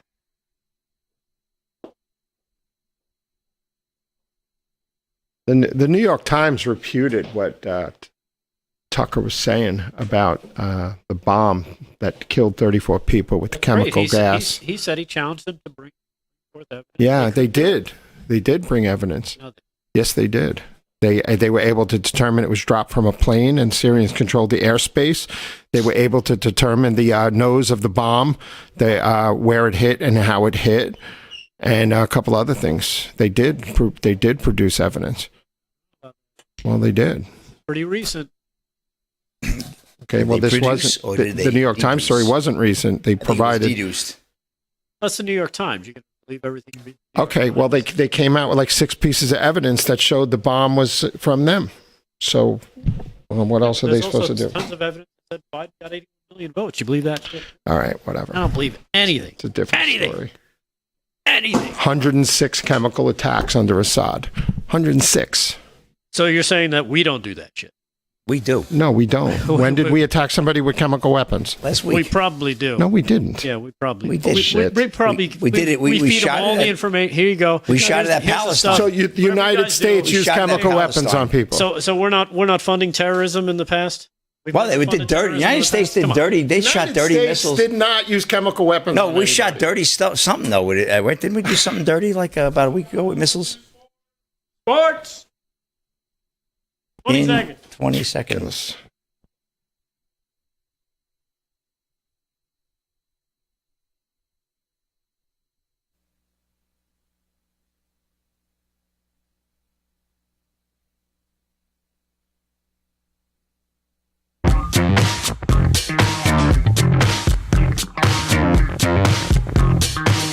Hi, live from Studio 6B, Real America's Voice. Damon got sick and went home. No, I'm kidding. David Zier's here. He's got some more news. He's also got another clip of Ben Bergquam in Romania, right? David? He just got back. But you have another clip, right? I do have another clip. We'll get to that in just a little bit. In the meantime, let's do some sports with Slick Rick. Sports brought to you by Mike Lindell's MyPillow. Go to MyPillow.com. Use our code LFS6B at checkout. Save yourself a ton of cash. And get that free Trump T-shirt that I just see right over there. Trump 2024, Take America Back, courtesy of LFS6B. Slick, what do you got? All right, well, we did NASCAR a little bit earlier, and once again, the rubber meets the road. We're going to go to NHRA, big one this weekend at the Z-Max Dragway in Concord, North Carolina. I'm going to give you the winners. Justin Ashley took the Top Fuel Matt Hagan Funny Car. Greg Anderson took Pro Stock. And Cage Herrera took the Pro Stock Motorcycle.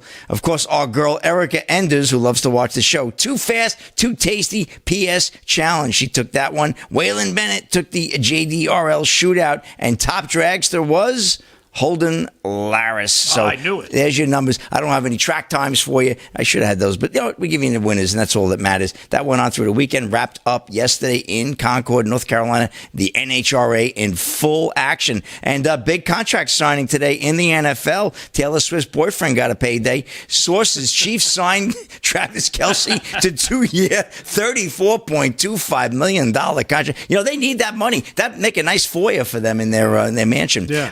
Adam Teacher of ESPN. Kansas City, Missouri. The Chiefs gave tight end Travis Kelce a significant raise with a new 2-year contract Monday. A source told ESPN's Adam Schefter that the deal is worth $34.25 million, with $17 million fully guaranteed for this season, and most of the rest to be guaranteed on the third day of the 2025 league year. Hard to put in words what Travis means to this organization, the city, and he was certainly a priority to adjust his contract for us, and it was something that was important for Clark. So very fitting that Travis is now the highest paid tight end in these 2 years, General Manager Brett Veach said on Monday. In a video reported to X by the Chiefs, Kelsey said, "It was an honor and a pleasure, and I can't wait to get after it in the next 2 years. Chiefs forever." So looking good for the Chiefs. I'm sure they're happy to get their tight end. Definitely makes a difference with Patrick Mahomes. And his brother there, right, Jason Kelsey, he signed a deal with ESPN. He's going to be working for ESPN in the booth. I'm not sure what he's going to be doing, but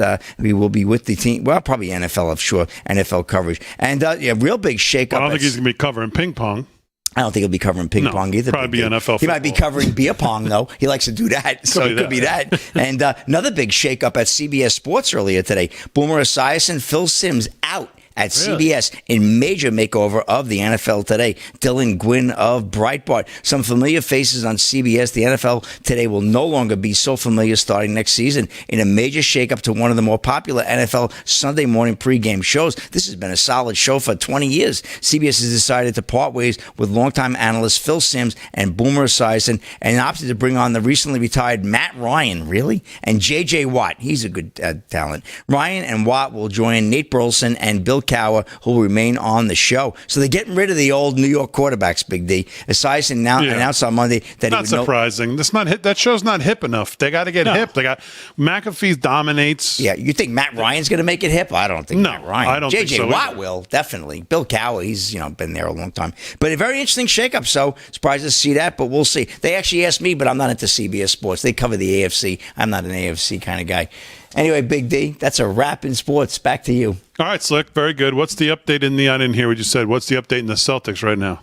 Celtics game. Blowing out Miami? Yeah, they're blowing out Miami. I'll get you a score real quick. So Miami basically showed up for game 2, and then that's it. They're going to just get blown out. Yeah, Miami was basically 81-59 end of third. It's a repeat of game 3. Yep. So it's a repeat of game 3. Yeah, well, they'll go up 3-1, so Miami still has a chance at a big comeback. Well, they have as much shot as your Sixers have, which is 0. Probably less. Yeah. So, all right. When is the next Sixers next game? Tomorrow night? That would run for, it would be tomorrow night, 7 p.m. Yeah, so by the end of the show tomorrow night, I should be pretty much done for the season. I'll be getting my golf clubs out with the Sixers. Okay. I think Embiid's packing his bags for Cabo already. Yeah, so that'll be that. In the Garden, no less. Okay, very good. And good team, Knicks. All right, that's sports. Sports is brought to you by Mike Lindell and MyPillow. Let's do some more news, and here with that is Rick Delgado. What's going on? All right, well, I don't know if you caught this, but Nancy Pelosi... box of wine. Nancy Pelosi was a little irked. Afternoon drinker Pelosi on MSNBC after she got into it. I don't know if she got into it, but she kind of smacked Katie Tur around when Katie Tur decided she was going to inject a little fact into what Nancy was talking about. Yeah, Katie Tur decided to be like a broken clock, right twice a day. Right. She was right for once. And Pelosi couldn't believe what she heard. Yeah. Cut number 1. Let's go to this right now, Fran. There's nothing in his performance, if that's the word we'll use, what he has done, that would indicate that he cares, prioritizes, or ever valued or did anything to support a democracy. Language. And now on the ballot saying he should have immunity from whatever he might do. I mean, really... I have sympathy and respect for everybody who votes. I'm glad people vote. Yes, of course. I know some of them will always reject those of us who might look different to them in leadership or the rest, and that's that. But there are those who have real legitimate concerns about immigration, globalization, innovation, and what does that mean for their job and their family's future? And we have to address those concerns. Right. And Joe Biden is doing that. He created 9 million jobs in his term in office. Donald Trump has the worst record of job loss of any president. So we just have to make sure people know. That was a global pandemic. He had the worst record of any president. We've had other concerns in our country. If you want to be an apologist for Donald Trump, that may be your role, but it ain't mine. And he has the worst. I don't think that anybody can accuse me of that. But let me just say, as a Speaker of the House, we put forth a $3 trillion bill. $3 trillion as a Speaker of the House of investment in communities and the rest, and that stimulates the economy. I just want to ask one more question. Yeah. That was a global pandemic. Who was in your house with the hammer? Is she taking like human growth hormone or something? She looks good. Yeah. The Botox is strong with that one. Yes. Yeah. So the alcohol is preserving her well. now Katie Tur has become an apologist for Yeah, Katie Tur says one thing sensible that's actually right here in all of most of her broadcasts, and Pelosi almost her head explodes. Yeah, exactly. I don't know if you saw this, but Maria Bartiromo took Jim Jordan to task just a little bit as well. Who? Jim Jordan. Jim Jordan sounds familiar. Yeah. What happened He's to busy him? out there. What's he do again? He's in Congress. He does stuff. He works with that guy Comer. Yes. Yes. Didn't go anywhere. They're doing like investigations. Yeah, and stuff, right? yeah. You got it. Yeah, those. I remember now. Yeah, that's the ticket. I got what it. investigation? Cut number 10. We'll see. Well, look, I mean, at this point, American citizens are asking, what can you do about it? I mean, look, with all due respect, people are sick and tired of congressional investigations that go nowhere. People are sick and tired of letters being written and sent to the people who we know are bad in the first place. They want you to do something about it. You're an elected official. What can you do to right these wrongs?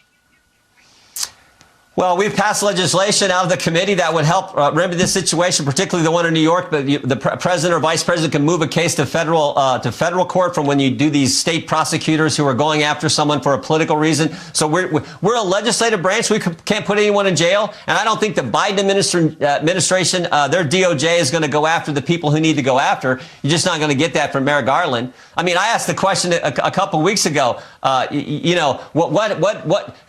We don't know from the Biden administration who planted the pipe bombs on January 6th, who leaked the Dobbs draft opinion, the one that led to an assassination attempt on Justice Kavanaugh, who put cocaine in the White House. We don't seem to get the answers to those questions. But, you can have someone from the Biden Justice Department like Jack Smith go after President Trump. You can have the DOJ say we're going to investigate parents who show up at school board meetings. You can have the Richmond FBI say, if you're a pro-life. Get this guy out of here. Enough of him, too. I'm sick of him, too.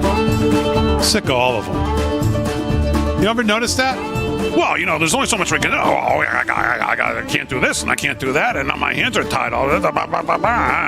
Because they're ineffective. All of a sudden, they got all these rules they got to follow. And Pelosi didn't run her stuff like that. I don't know what I can do, Maria. I got an investigation. Me and Comer, we're going to get to the bottom of it. Don't you worry.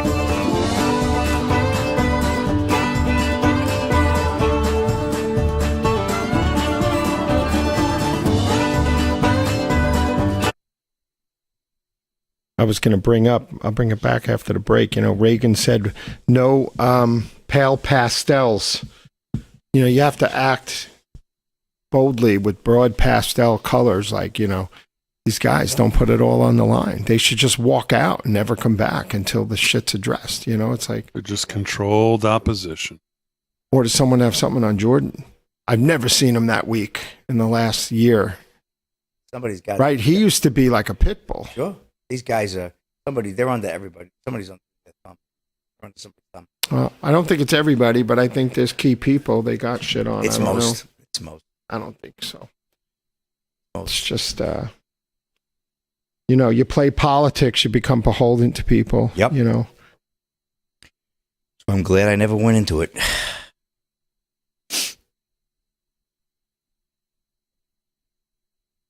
You always owe somebody, David. This is the way we play the game. You don't want to play the game? You're out. Yeah, unless you got a shitload of money like Trump. Then you can tell everyone to take a walk. Yeah, well, the problem is, Trump seems just fine with Mike Johnson. What'd you say? I said the problem is Trump seems just fine with Mike Johnson. Yeah, I am, but I never ran for office. Maybe one day he'll unleash on it all. I don't know. Just about. Do a lot for them. 25-year president. I never got into. Who's that? This one. Oh, him. Are we going to become president of another? What have they got on you, Rick? Vice president. He's president for life. Did they go in your closet? No, my closet. They came out. You go out of my closet. You go in my closet. You never come out. They come out well dressed. That's true. They look like they go into a prom after they go through my closet. We're talking about.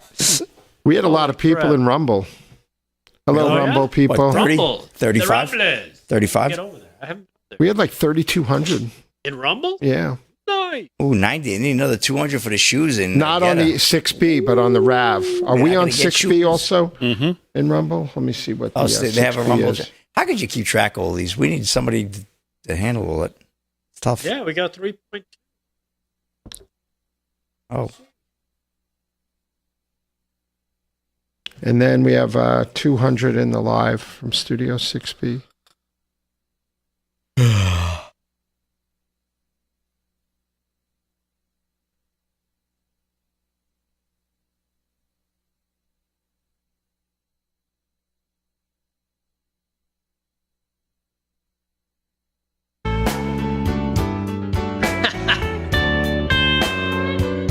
Well, kind of sounds like the blues on a Monday, which means we talk to you about our friends over at Birch Gold.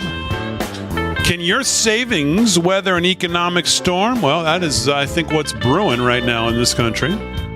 Think about what you've put away for the future. Inflation can render cash worthless.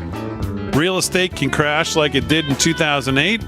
Economies built on a mountain of debt can fall like a house of cards. There are very few physical assets you can invest in that can stand the test of time. Of course, one of them would be gold. Gold has withstood as a valued form of money, well, for the millennia. That's why people are flocking back to it now and why Birch Gold is busier than ever.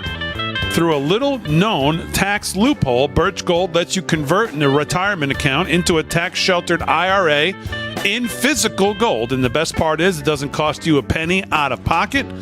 If you want to learn more, text the word America right now to 9898898. Text the word America to 9898898 and claim your free information kit on gold. And let me ask you this one more time. Can your IRA or 401k weather an economic storm? If not, call the people that we trust here at Real America's Voice. That'd be our friends at Birch Gold. Text America to 9898898 and secure your savings today. Well, you know, everybody knows the next medical crisis is just around the corner. Whether it comes in the form of a pandemic or something much more mundane like a tick bite, you need to be prepared. You and your family, that is. And of course, that's where the Wellness Company comes in. You know the Wellness Company. We've had their great doctors like Dr. Peter McCullough on the show all the time. The Wellness Company and their doctors are medical professionals that you can trust. And their new medical emergency kits are the gold standard when it comes to keeping you safe and healthy. Be ready for anything. This medical emergency kit contains an assortment of life-saving medications, including ivermectin and Z-Pak. The medical emergency kit provides a guidebook to aid in the safe use of all these life-saving medications. So from anthrax to tick bites to COVID to even to a bioweapon like the plague, the Wellness Company's medical emergency kit is exactly what you need to have on hand to be prepared. Rest assured knowing that you have antibiotics, emergency antivirals, antiparasitics to help keep you and your family safe from whatever the globalists throw at us next.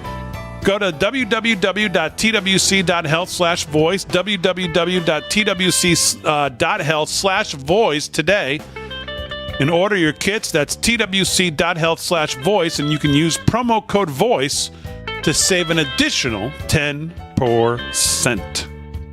All right, that's the Wellness Company and our friends over there at Birch Gold. Check them both out. Let's do some news. News is brought to you by 7 Cells, and here with that is Rick Delgado. What's going on? All right. I was just answering. Who was I answering there? Spirit 18NJ. No, I don't follow Ashton Forbes, but I will look into it. And also on Rumble, the Rumblers. The Rumbler Tumblers. Who's Ashton Ford? I don't know. I'm going to look him up. Keel Roughton says Jim Jordan makes me want to cut myself. You know what? I mean, you know, you're not wrong. I mean, Bannon's been hammering the drum on Jordan and Republicans and Comer, and it's not wrong. Yeah. They're just controlled, weak opposition. Sternly worded letters. Here comes another one. Yeah. Whoopee. Yeah, I mean, go ahead. No, but I mean, just Where is any of this stuff? I mean, we're hearing Comer thinks he's going to drop the whole thing into Biden, as we're going to let the Moskowitz and these guys who have been saying, "Come on, Comer, where is everything? You're going to impeach the president. Where's all your evidence? Come on, bring it." And Comer's sitting there, and here we are. Well, where is everything? Ronald Reagan said bold colors, no pale pastels in 1976. So these people aren't doing it. Well, everything about this party is pastels. Yeah, I am all for the investigations. Right down to the log cabin Republicans. It's all pastels. I'm all for the investigations and getting the information out there. I know it's not going to go anywhere. Of course, they're not going to prosecute themselves, duh. But the more that people learn, I think it helps us in the long run because it exposes them. And you see what happens. Some of these people are getting yelled at in public, and they don't like it very much. Joe Biden's getting the finger from a 7-year-old on the campaign trail. He don't like it very much. Helps us in the long run, huh? Helps us in the long run. Even the 7-year-olds get it. It's all culture. Swaying votes helps us. Like, what does define helps us? Well, take a curious. Look. I'm not a big poll person. Not like David. David's into the polls.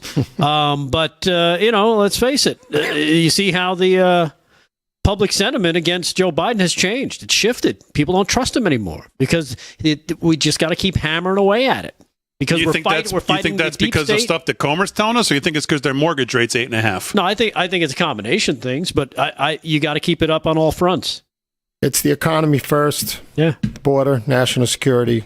Well, speaking of superheroes, let's go to cut number 8. Here's Ben Bergquam in Romania being a superhero. Check this out. It's quick. Republicans for liberty. I love it. I love it. Oh, yeah. Trump for Romania, baby. Trump for the world. he gets flown around the world, and he finds a huge Trump banner while he's on the bus in Romania. Gotta love Ben Bergquam. He's going to be due back. When is that, Tuesday? Tomorrow? He's back already. He'll be back on the ground in Manhattan tomorrow following the Trump trial through Friday. And, we got a press pass to get into the trial, so he'll be sitting in there and reporting the latest and greatest. All right, very good. Hey, Arizona rancher George Allen Kelly, remember this story, or at least this case? He was being tried after shooting a Mexican national on his border and killing him. Well, turns out the Arizona rancher will not be retried after a deadlocked jury. Prosecutors announced. Dr. Ron Martinelli, consultant for George Allen Kelly's defense, spoke to the news about the prosecution of the elderly rancher, costing the poor border county upwards of $1 million just to try this case. George Allen Kelly, the Arizona rancher, charged with the murder and the shooting of a Mexican national on his border property, is not going to be retried. The state charged Kelly, 75, with second-degree murder after he allegedly shot and killed the migrant on his land in January of 2023. The decision not to retry Kelly comes a week after a mistrial was declared following a deadlocked jury. So good news for this gentleman who's going to be able to get out of there. 75 years old, trying to protect his home and his ranch. Felt threatened. I guess, things happen. So good for him. He's not going to be retried on this charge. Did you catch this as well? AstraZeneca, believe it or not, admits for the first time their COVID vaccine can cause a rare side effect in a tense legal fight with victims of the defective jab. The AstraZeneca jab, they have admitted in court for the first time that the COVID jab can cause deadly blood clotting side effect. The exceedingly rare reaction, they say, is at the heart of a multi-million-dollar class action lawsuit by dozens of families who allege they and their loved ones were maimed or killed by the pharmaceutical's Titan defective vaccine. Lawyers representing the claimants believe some of the cases could be worth up to £20 million in compensation. I say pounds because it's happening in the UK.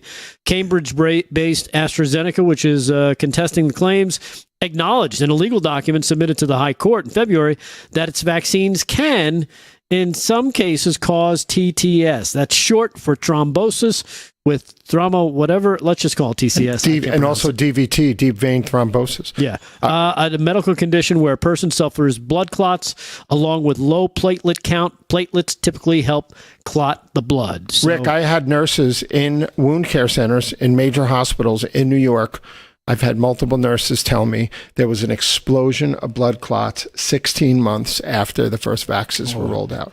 I bet. Yeah. People lost limbs over it. Yep. And finally, Damon, this one broke this afternoon. In Charlotte, as 3 officers died and 5 more were hurt while working to keep the city safe. The chief of Charlotte Mecklenburg Police Department confirmed 3 members of the U.S. Marshals Fugitive Task Force were killed in a shootout this afternoon while serving a warrant in East Charlotte. 5 law enforcement officers, including 4 from CMPD and another agent with the task force, were also wounded in the shooting. At least 1 suspect was found dead at the scene. Police confirmed. Chief Johnny Jennings said the suspect was wanted for possession of a firearm by a felon and that the suspect used a high-powered rifle in the attack. CMPD shared news of the shooting just before 2 p.m. today. They said it happened while the U.S. Marshals Fugitive Task Force was trying to serve a warrant in the neighborhood along a Galway Drive down near Charlotte. Just before 5 p.m., the authorities said the home where the shooting happened was clear and the area was safe. Police have not released information on the victims, but sad day for law enforcement down in Charlotte, North Carolina, definitely. Just terrible. A sick, crazy, just insane, just serving a warrant. Yeah, the lawlessness continues in this country, and people just don't seem to think that there's consequences. In Charlotte, Mecklenburg, a lot of crime. And you think about that video of the DA.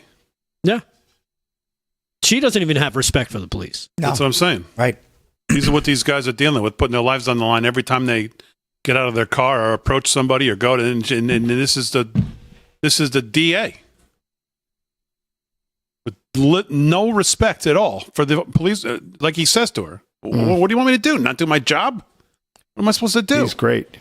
That cop was great. Yeah. Yeah, just an insane situation. It doesn't need to happen, but these people are out there. They think they are above the law, and everybody else just kiss their you know what. Hey, last thing I wanted to talk to you about there. Damon was about you mentioned it at the top of the show, talking about taxes. Biden calls for 44.6% capital gains tax, highest capital gains tax since its creation in 1922. Mm-hmm. Direct quote from the Biden 2025 budget proposal. Together, the proposals would increase the top marginal rate on long-term capital gains, home buyers, and qualified dividends to 44.6%. You read that correctly. A Biden top capital gains and dividends tax rate of 44.6%. The destruction that would cause to everything across the board, because the money just wouldn't stay here. It would just disappear. People are just going to take it. They're just going to take it if the law was to ever pass. It would destroy everything. It would destroy the markets. It would destroy any asset-based anything, because the money's just going to leave. People are not going to. They're just not going to stand for it. They're just not, businesses are not going to stand for it. Funds are not going to stand. Investors are just not going to stand to keep the money there.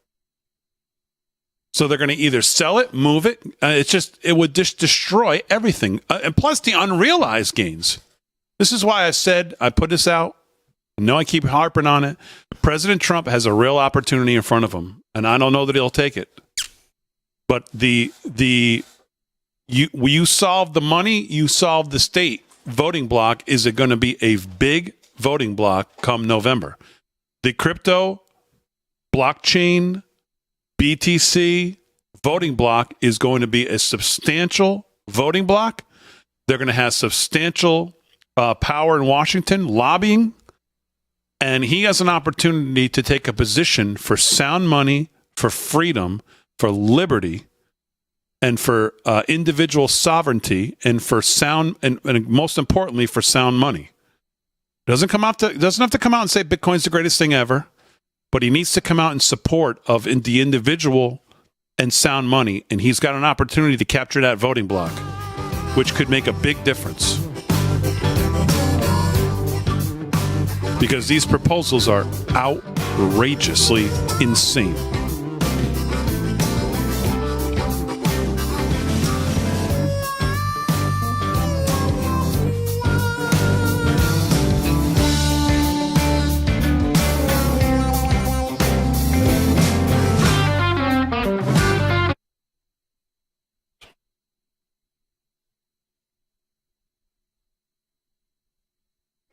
Biden.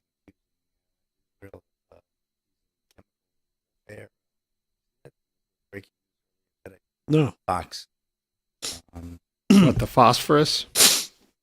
Biden is, or the International Crimes Court is trying to? No. Yeah, Biden's team. Let's see. Get the exact sort earlier. All right, Spirit 18 NG. I just started following Ashton Forbes. Is he? Biden.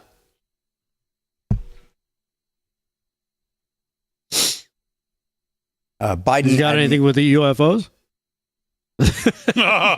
We won't even see Delgado for the next 4 days. Oh, God. Forget it.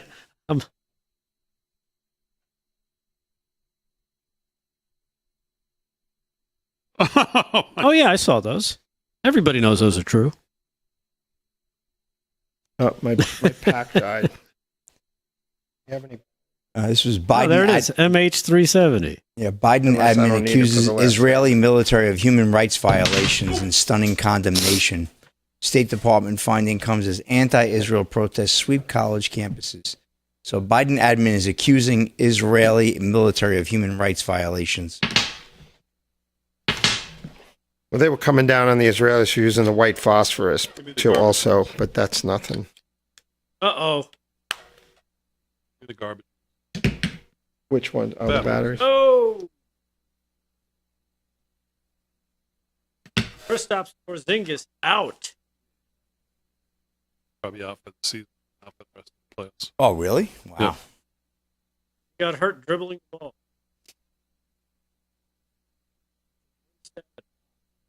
Oh, he popped his Achilles? Something. Yeah, he's done. There you go. That opens it. The Knicks are a shoo-in then. They're going right to the NBA Finals. Nobody in the West is going to stop them. Nobody. He had a great game. That guy Brunson is not going to make it. The guy, forget it. He's not going to make it. I'm telling you. Not going to make it. He's a terrible playoff performer. No, he's fantastic. Last week. No, he's a fantastic player. No, you said that last week. I mean, I hate him. I wouldn't mind if he got hit by a car. Playoffs. But that's another story. But, on the way to the game tomorrow night. But he's a good player. But I don't think he's got the durability. Too small. Banging. Guys don't last. It says right Achilles.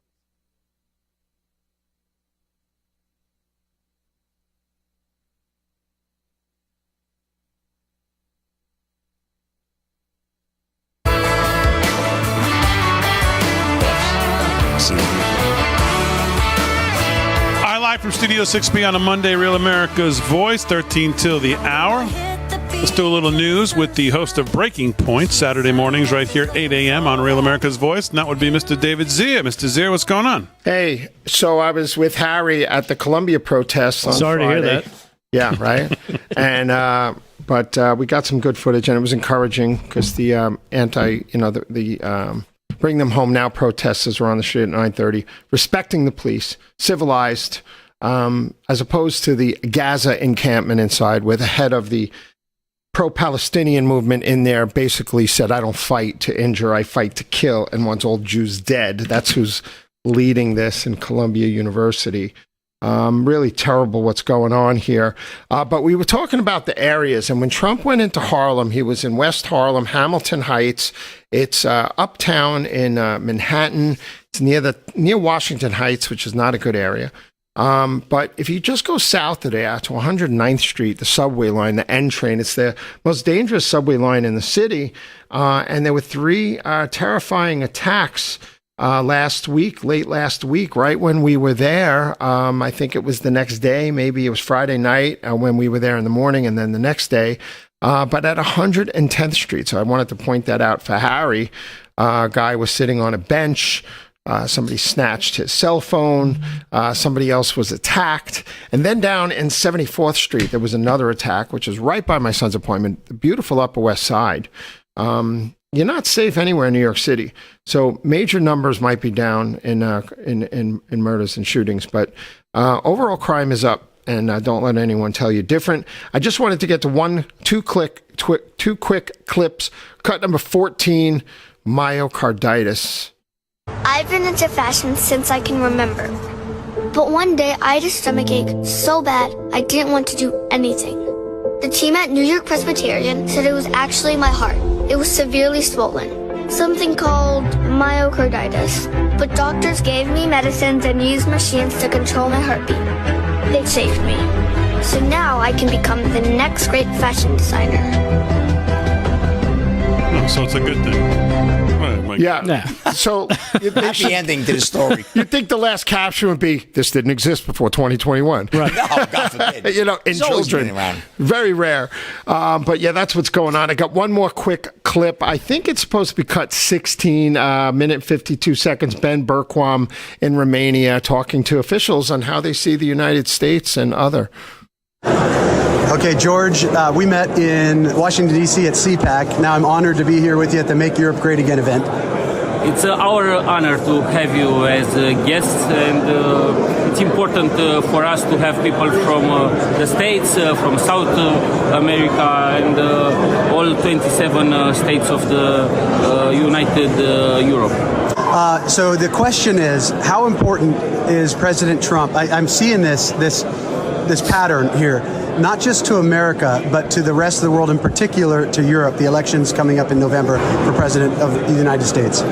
It's very important because you must keep your demons in the United States and fight them and crush them, because if you let them out and if they don't have any problems in the United States, they will come after us, destroying Western Europe, destroying Eastern Europe, destroying the civilization as we know it. There are heavy fighting between globalists and patriots all over the world, and for us, the Trump victory means the patriotic victory and the future for our Europe and for our world. Who would you say is the biggest threat, or what would you say is the biggest threat that you face now as Romanians, and what can be done about it? Politically or as a nation? We experienced communism. Now we have this open society, globalism, Satanism. It's a fight between God and Satan, and we must be on the good side of history and with the forces of good. Amen. Amen, brother. I just wanted to add one more thing. Viktor Orban spoke at CPAC Hungary a few days before Ben spoke at Make Europe Great Again. And Viktor Orban is basically, stressing that they have to win more seats in the European Parliament. But he has opposition. And Orban's been wildly popular in Hungary, but he's got this guy Magyar that came within his administration, within insinuations of corruption and stuff like that. And there were like 100,000 people in the street, I think, for him. So it'll be really interesting because Viktor Orban is a Trump fan. He's led the way, and taking in people from the Ukraine, has religious tolerance. Ukraine doesn't have religious tolerance. Won't even allow the Orthodox Christians to assemble. Really interesting dynamic there. And our very own Jack Posobiec was speaking at CPAC Hungary on Thursday. So between Ben and Jack, we had incredible representation in Europe. And I think people are getting a message out, the message from us about what's going on. All right, very good, David Zier. Breaking Point, 8 a.m. Saturday mornings right here. Before we do a final sports, let's do our LOL of the day real quick. If I had seen this when I was sick, I would have been back in just quick. LOL of the day, Fran, roll it.